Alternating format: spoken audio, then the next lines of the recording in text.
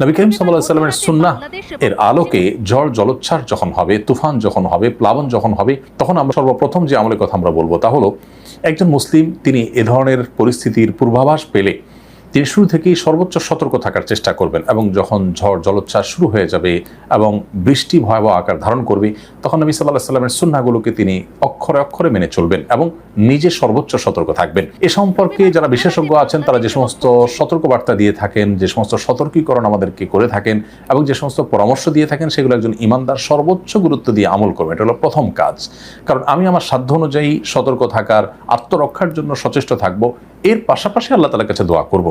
আমি নিজে অসতর্ক থেকে শুধুমাত্র দোয়া পাঠ করলাম, এই শিক্ষা ইসলাম আমাদেরকে কখনো দেয়নি। অতএব সর্বপ্রথম করণীয় হবে যে আমরা প্রত্যেকে ঝড় জলোচ্ছ্বাস তুফান এগুলো আঁচ করতে পারলে, পূর্বাভাস জানতে পারলে, এগুলো যেন আমাদেরকে কোনোভাবে ক্ষতিগ্রস্ত করতে না পারে, আগাম সতর্কতার যে উপায়গুলো আছে তার সবগুলো আমরা অবলম্বন করবো ইনশাআল্লাহ তাআলা।